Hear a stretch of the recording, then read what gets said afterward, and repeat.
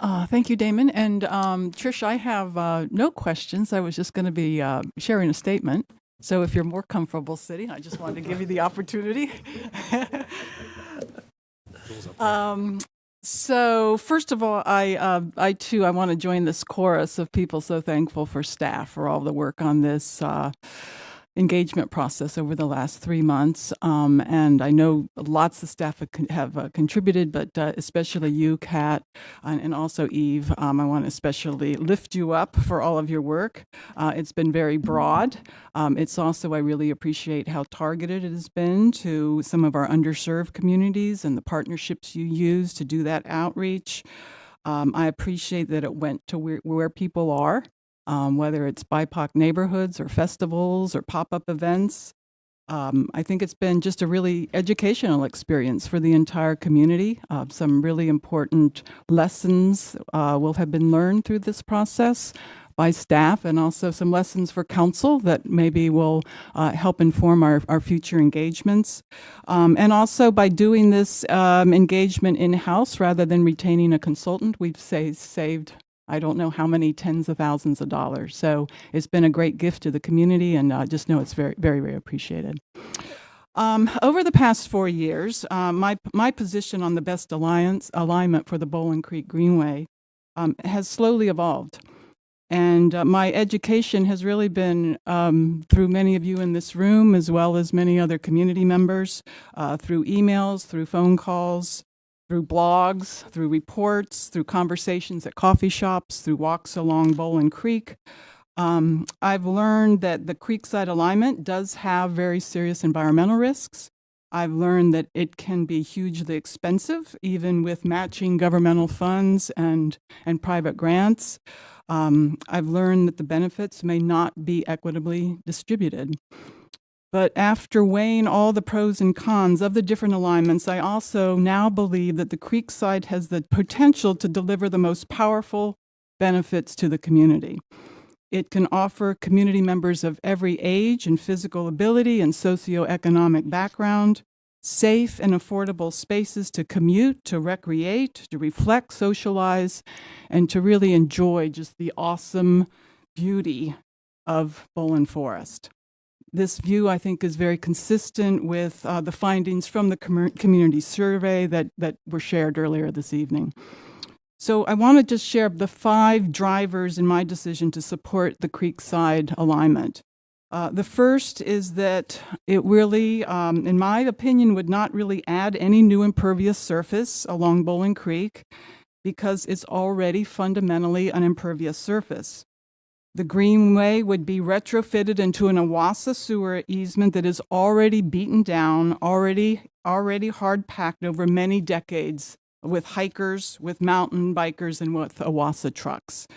Town staff and North Carolina water quality officials considered the trail to be impervious in 2009, and it's only worsened over the last 14 years.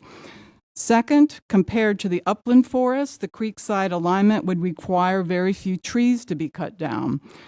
Trees were already removed when building the sewer easement decades ago, and the easement must stay cleared of trees to allow for the Owasso utility trucks easy access to the sewage pipes for routine maintenance.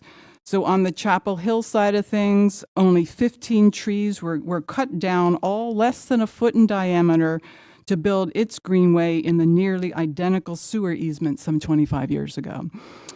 Third, as the local chapter of Sierra Club mentioned in a memo a few days ago, the Creekside alignment could actually improve environmental conditions along the creek, in the creek and along the creek. That's because those using the trail would no longer need to be dodging puddles, rocks, and roots and braiding the 25 to 50 foot wide easement. Their feet and their tires would be confined to a narrower 10 to 15 foot greenway. So in other words, it would be possible to shrink the impervious surface and reclaim space for a buffer that could be filled with native plants, hardwoods, rocks, and ground cover, slowing runoff, reducing erosion and sedimentation, and stabilizing the stream.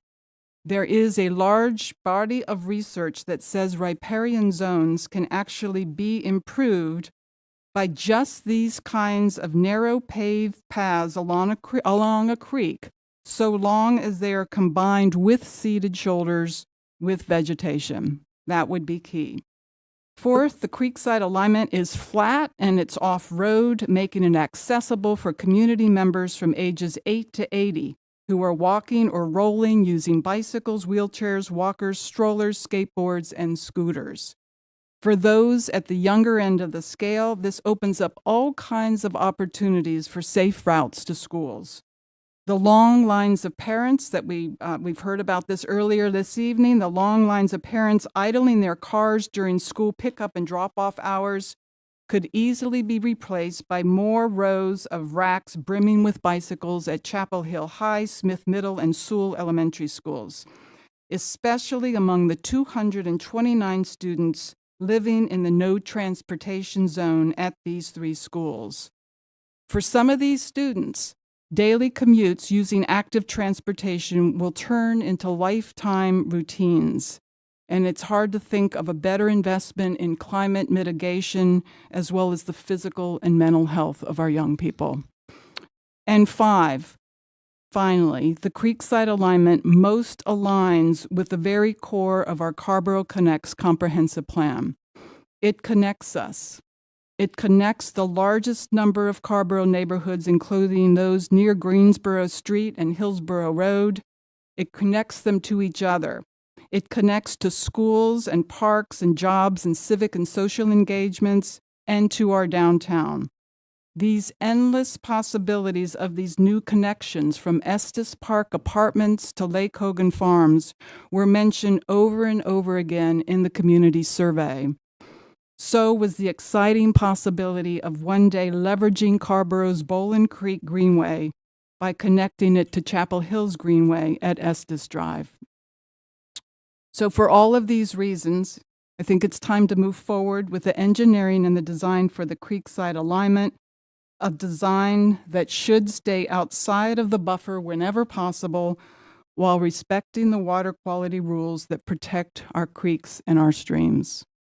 I hope staff can identify funding and design for this project at the timeliest way possible. And thank you, Danny, for suggesting that be as early as spring.